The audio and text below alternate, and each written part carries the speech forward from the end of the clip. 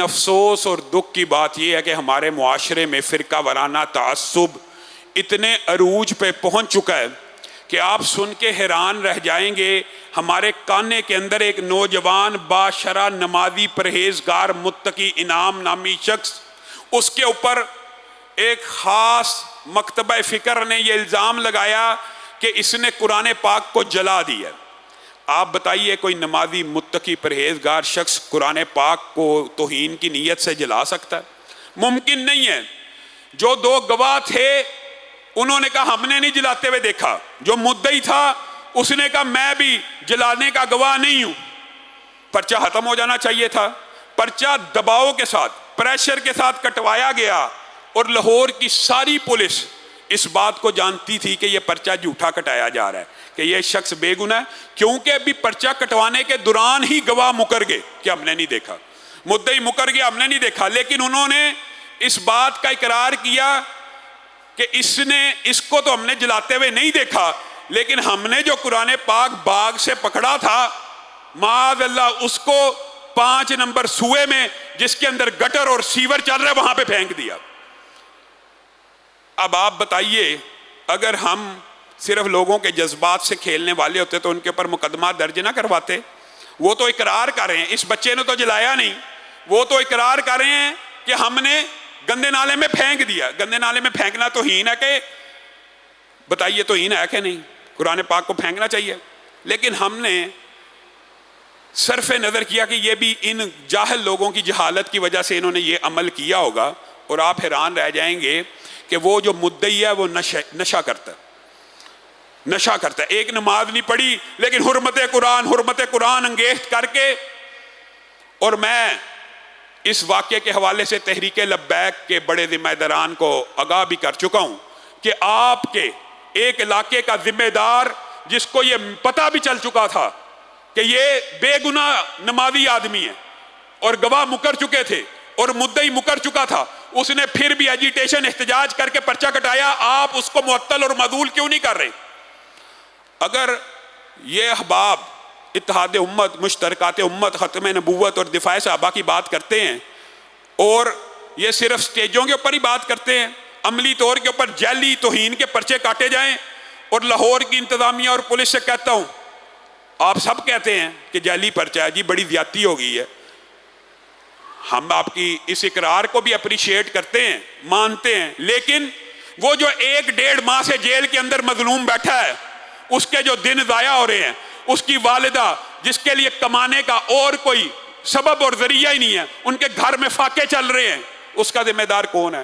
آج چھوڑے ہیں، کل خارج کر رہے ہیں. لاہور کی انتظامیہ سے گزارش ہے، ڈی آئی جی انویسٹیگیشن سے، سی سی پی او لاہور سے کہ فی الفور آج ہی کے آج رمضان شروع ہو چکا، 1.5 مہینہ ہو گیا، ہم نے آج تک یہ بات پہلے نہیں اٹھائی، لیکن اب بہت تاخیر ہو چکی ہے، اس پرچے کو خارج کیا جائے. اور دوسرا افسوس ہوتا ہے وَمَنْ نَظْلَمُ مِمَّنْ مَنَعَ مَسَاجِدَ اللَّهِ أَنْ يُذْكَرَ فِيهَا اسْمُهُ وَسَعَىٰ فِي خَرَابِهَا. اللہ کہہ رہا ہے اللہ کہ اس سے بڑھ کر ظالم کون ہے جو مسجدوں میں اللہ کے ذکر سے روکتا ہے. میں پھر فرقہ وارانہ تعصب کے اوپر ایک نقد کرنا چاہتا ہوں. اور میرے بھائیوں، آپ نے رسول اللہ صلی اللہ علیہ وسلم کا نام محبت سے لیا، بڑی محبت ہے، ٹھیک ہے، محبت دل میں ہے، لیکن ان کے اعمال کو تو اپنایا نہیں. رسول اللہ نے تو اپنی مسجد النبوی کے اندر عیسائیوں کو بھی اللہ کی عبادت کی اجازت دے دی تھی. اللہ کی عبادت سے تو یہودی اور عیسائی کو نہیں روکنا چاہیے. اور آپ اہل حدیث مکتبہ فکر کی مساجد کے اوپر، دیوبند مکتبہ فکر کی مساجد کے اندر، یا تینوں مکتبہ فکر سے میں کہتا ہوں، آپ کیا کلمہ کو مسلمانوں کو ان کی مسجدوں کے اندر عبادت کرنے سے روکتے ہیں؟ کل مسجد عمر بن خطاب میں دوسری تراویح تھی، چنگی عمر صدو کا واقعہ آپ کے سامنے، جہاں پہ بڑی مشکل بور ہوا. لاہور کی انتظامیہ نے معاہدہ کروایا کہ مقامی افراد یہاں پہ نماز پڑھ سکیں گے اور مقامی کے علاوہ باہر سے نہیں آئیں گے. جب NOC آ جائے گا جمعہ شروع ہو جائے گا. اب کل شر پسندوں نے دوبارہ اس مسجد کے اوپر دعویٰ بولا، اس کا گھیراؤ کیا اور کہا نماز کی اجازت ہے، نماز تراویح کی اجازت نہیں ہے. اب آپ مجھے بتائیے کہ معاہدہ ریٹن تھانے میں ڈی آئی جی صاحب کی زیر سرپرستی پولیس کی زیر نگرانی ہونے والے معاہدوں کے دھجیاں اڑانے والے شرپسند، اب آپ اس معاہدے کی تشریح کریں گے کہ اس میں لکھا ہوا فرض نمازوں کی اجازت ہے اور نفل کی اجازت نہیں ہے، اور نماز تراویح تو لوگ اپنے گھروں میں بھی پڑھ لیں، کسی اسلامک سینٹر میں بھی پڑھ لیں، وہاں پہ نہیں روکنا چاہیے۔ اور اللہ کے بندو، میں اس مکتبہ فکر کے معتدل لوگوں سے بھی خطاب کرنا چاہتا ہوں، ان کی توجہ بھی اس طرح مبذول کرانا چاہتا ہوں، اللہ کے بندو، کلمہ گو مسلمانوں کے مسجدوں کو روکتے ہو کہ یہاں پہ تراویح نہ ہو جائے، یہاں پہ جمعہ نہ ہو جائے۔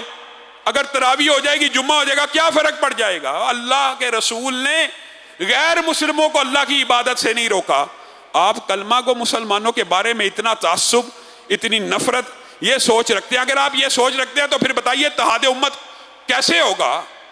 اتحاد نہیں ہو سکتا۔ اور وہاں پہ بھی نعرے ایک خاص تحریک کے لگائے گئے اس مسجد کے گراؤں میں، حالانکہ ہمیں پتہ ہے ان کا تعلق اس تحریک سے نہیں ہے۔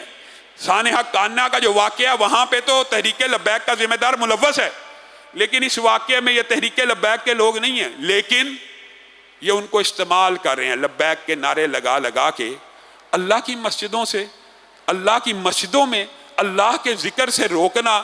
یہ کس قسم کی تربیت ہے؟ یہ کیسا سوچ ہے؟ یہ کیسا معاملہ ہے؟ ہمیں پہلے اپنے ملک کے اندر ان مظالم کے خلاف کھڑے ہونے کی ضرورت ہے۔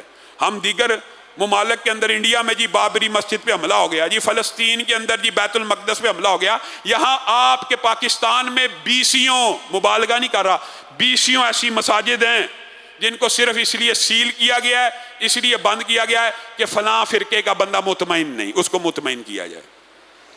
یہ افسوس اور دکھ کی بات ہے کہ نہیں؟ تو ہمارا انتظامیہ سے، ڈی آئی جی آپریشن سے، سی سی پی او سے مطالبہ ہے کہ رمضان کا مہینہ، برکتوں کا مہینہ ہے، وہاں علاقے کے لوگ وہاں پہ تراویح، نماز، سجدہ اللہ کو کرنا چاہتے ہیں، کوئی طاغوت کو سجدہ کر رہے ہیں، کوئی کفر کو سجدہ کرنا ہے، سجدہ تو اللہ کے لیے ہونا ہے۔ ان سجدوں کو جاری رکھنے کے لیے فی الفور احکامات کو جاری کریں۔ سبحان ربک رب العزت عما یصفون وسلام علی المرسلین والحمد للہ رب العالمین۔